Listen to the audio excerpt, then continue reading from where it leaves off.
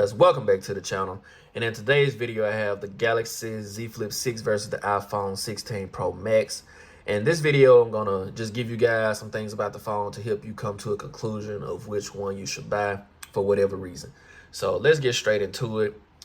Now, with comfort, size, pocketability, whatever you want to call it, in my opinion, the Z Flip 6 is going to be your best bet. You can put this in your front shirt pocket. If you're a business person, you can put this in your side pocket. A lot of times I actually forget that I have this phone. So it's very small and compact, if you will. And also, you don't have to necessarily put it in your pocket. There are a lot of cases out there that has this little ring on it to where you can hook it to your keys or whatever you have and just, you know, clip it on your belt, but whatever. So again, multiple ways to travel with this phone.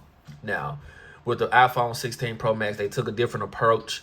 With the titanium, the screen is bigger. So if you want a big phone, but that's actually lightweight, then iPhone 16 Pro Max is going to be a good bet for you. Because again, it's for the size that it is, the phone is actually not heavy by any means.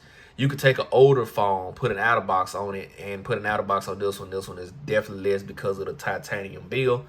But again, not every phone that has titanium can say that. It may be lighter, but this one is one of the lightest phones that uses titanium. So let's talk about the next category, which I'm going to use cameras, one of the main ones. So outside of traveling with your phone because it's on your person, you know, at least 90-95% of your day, if you're buying one of these type of phones, camera is kind of important to you, because there is no way you're spending $1,000+ on a phone and you don't care about the camera. That's just my opinion, but hey, you know, do you? But with the cameras, of course, for video, you're getting better on the iPhone 16 Pro Max for sure. Now, with the Z Flip 6, it's actually more versatile because, for one, you can have it flipped up, turned around like this, aimed, shoot whatever content, 4K, 30, 60, whatever, you know. So, again, you do have that option of versatility here where you can actually see what you're recording on the front screen. So, that is a lot different. Now, with the iPhone, there are 100+ accessories to where you can get things done, use other devices as viewfinders, but it's just easier on the Z Flip. With that being said, your quality won't be as good when it comes to videos as the iPhone 16 Pro Max. It's going to give you a definitely upper hand when it comes to videos and as well as photos. But when it comes to selfies, so to speak, you can turn around and use this one as your main camera as your selfie camera. So Z Flip 6 wins in that category. But again, just straight out of the box, point and shoot photos, the iPhone 16 Pro Max is going to give you a better looking photo. So let's turn around to the front of these phones. I want to discuss something here. Now, if you're more of a texting person, like it's going to vary which one you want to use. But for me, the iPhone has the wider display. Now, if your fingers don't stretch all the way across, then the Z Flip 6 might be better for you. But I find this to be a good medium size, but I like displays personally. So for me, the iPhone 16 Pro Max will be the better choice. Let me actually close this out. All right, let's go into the phone. So size-wise, I kind of give you an idea of which one may be better for you and as far as cameras. But next is the displays. Now, this is not Samsung's best display by far. This is Apple's best display. So you're getting very different looking approaches here. With Samsung, yet Android in general, you can do a lot more customization now. Let me close this out. All right, but with the iPhone 16 Pro Max, they have changed it now to where you can actually customize the icons as you see. You can blur the background. You can actually dark theme the icons or change them to whatever color you wish. The control center is different this year. So you do have, you know, a lot more customization than usual. But if I had to give the edge, I would still give the edge of customization to the Samsung, because again, you could double tap, get to different things. You can again pinch the zoom and you can use different launchers. But even if you don't use a launcher, you do still have multiple ways to get to different stuff. So I do like customization more on the Samsung phones because again they take it a step further. Android is very customizable in and of itself, but um, again, Samsung's just taking it a little bit further. Now I get into customization more. I was mainly talking about the displays here, like as far as the size. This one gives you more width. They're roughly the same height, if you will. The iPhone is a little bit taller, but again, this one to me gives you the sharper display with that AMOLED. This one here is a more, I would say, accurate, if you will, display. So again, it gives you punch of colors too, but if I had to pick a preference, I'm going with the Galaxy. As far as width, I'm going with the iPhone. Now, since I was touching a little bit on customization, I'll dive deeper into that. Apple now allows you to lock certain apps. That is not a native Galaxy feature, so again, you can download an app to do it, but I like the fact that it comes natural on the iPhone.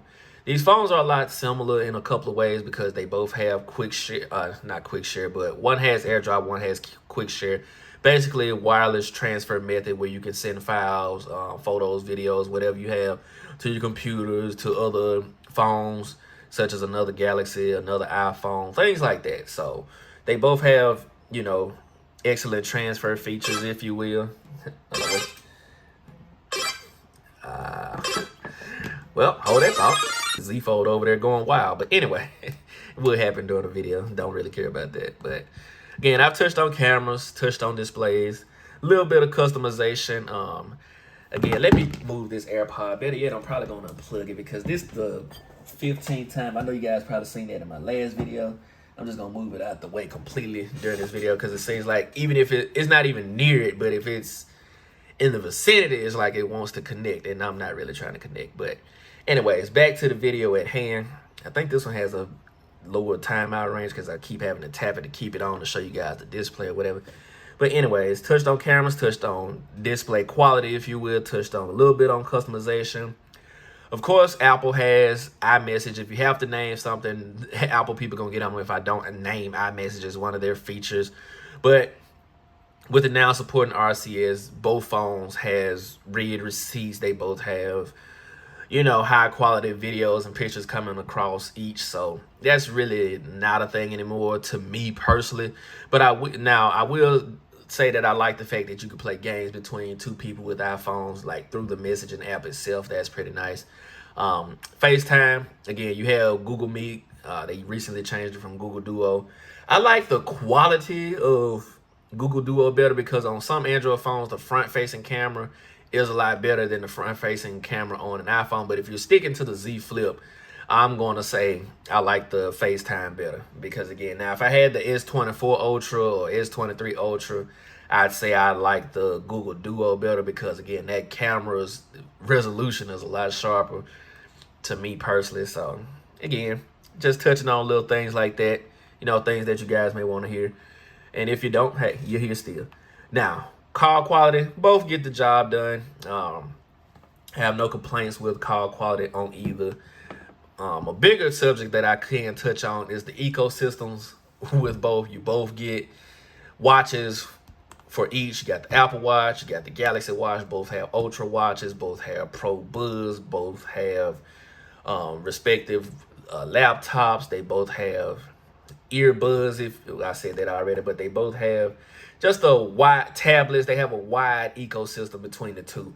Apple gives you slightly more with the ecosystem, but again, if you're not interested in using their Apple credit card or interested in any HomePods, if you will, then ecosystems are roughly the same outside of those few things because, again, you can get an AirTag, you can get the Galaxy Tag, I forgot what it's called, but you can get one of those. And some devices between the two have different features, but I'd have to compare those later. But just know, if you get either one of these phones, you're getting great companions through their ecosystem. So you won't be disappointed at all with either of these. Easy access. I actually like the fact that the Galaxy has an easier access. Number one, I've talked about this in previous videos. Apple should have it to where when you tap, as soon as it sees your face, it should unlock. You shouldn't have to swipe it. Just a little bit more convenience. It's not a big deal by any means. But when you want to get in this phone, by the time you take it out your pocket, most people, at least right-handed, the fingerprint naturally rests where your thumb is. So they thought this out. You know, as soon as you get to it, you're automatically clicking that button to turn it on, but the phone is already unlocked.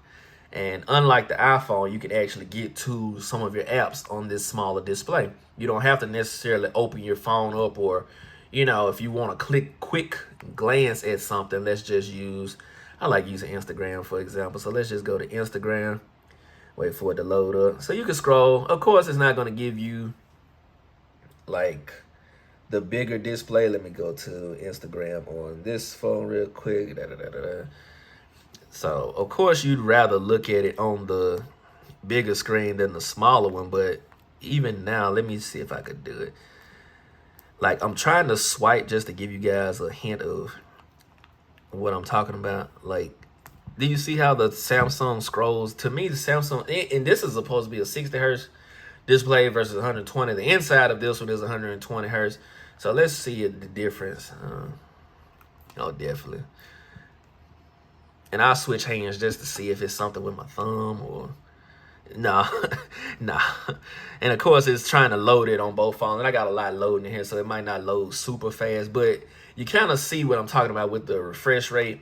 With Samsung, you're going to get a better feeling refresh rate. These phones are supposed to go down to 1 hertz all the way up to 120. Same with these. To me, hey, you'll see the power of the refresh rate more when it comes to Samsung phones. But let me kind of clear some notions up with Android, if you will, and iPhone for that matter. Android is not a virus magnet. It's more user error than anything. You have so many options to click on stuff. People just go to clicking on stuff. The main thing I see is talkback. I don't know if people try to tap their phone too fast, 3 fingers or whatever. But that's on both phones, actually. It's talkback, and I see like a zoomed in display. People will be touching it real fast and, you know, end up zooming into the phone. Now, finally, well, I'm not going to say finally, but another thing that I want to touch on so I can go ahead and wrap this video up is going to be the out-of-box experience. When you're getting a Z Flip out-of-box, you already know what you're getting. If you don't know what you're getting a phone that folds, number one. A phone that you can use most of your apps on the out-of-display. Even if you don't use that, you still get access to your main ones. If you don't know how to use Good Lock, if you will, you get access to your main ones, you know, your message. But the fact that you can. So, that's that. When it comes to, you know, the iPhone, a lot of people assume that this one is flawless and things like that. But out of the box, you don't get Apple Intelligence. So that's one major fail. And for me, this time around anyway, maybe this won't happen with yours. 12 I caught it. But with my music, I had a glitch. With my actual camera, you can go back and watch my things that matter with the iPhone. Had glitches like out the box. And when you buy a phone when it first released, you may have some bugs here and there, but when it comes to the most popular company, if you will, the one that releases or sells the most phones, you would think you would have, and they roughly give you the same phone each time. I get it, iOS 18 is a little bit different, but the main functionality is the same. So I kind of wish that I didn't have that many problems with my 15 Pro Max, to be honest with you, up on release. Now, if I had a tweak for this one, if I just had to improve this phone per se, again, the automatic face unlock. I changed these icons from square, allows to use circles, allows to use diamonds, allows to put more icons, in the dock, if you will, And again, give us a fingerprint sensor on the side. Let's do both. Android can do both. Why not be able to do both? Because again, Face ID in all situations isn't always ideal. Even though this one allows you to use it with the mask, I like the Face ID, don't get me wrong, but I find myself putting in my passcode on here still with as great as that Face ID is, a lot more than I have to use this one, because again, its fingerprint placement is incredible. Outside of that, love the squared off design of each. Now again, this one isn't using titanium, but still lightweight foam since you can fold it in half. An improvement, I would say, to the Z Flip again. Battery life, if they did up it, but if you can up it some more, let's do it.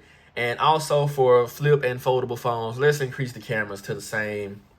Even if you can't get them to the same quality as the main phones, if you will, let's get them a little closer than the gap that we have. And I like to see that on this phone if I had to do a critique. But again, I know I didn't touch on everything in this video, but I kind of tried to give you guys the main pointers, if you will. If you want to know more about each of these phones, go to my things that matter. And also, one last thing, Samsung, the next Z Flip, put dicks in it. Like, what's the point of that? I don't know why. The flip phone. Imagine this being your monitor, something so small that you could turn into a monitor. Like, Samsung, do that. And bring back the our remote, if you will, because a lot of foreign phones have it, and Samsung is not made in the United States. So let's go ahead and get that feature back, if you will. And Apple, whatever y'all doing, let's get something new in general. You know, a different. I can't say a different design, because if it ain't broken, I mean, you know, the old saying. But you know, a little bit more wouldn't hurt in a lot of areas.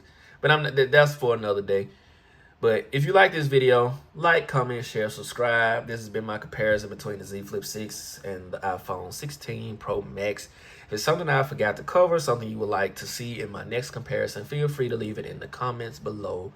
And I'll touch on it in a follow-up video, or I'll actually include that in my next comparison. But other than that, you know the drill. Catch you guys in the next one. Deuces. Essence, born with less, but you still precious. Just smell foam in there.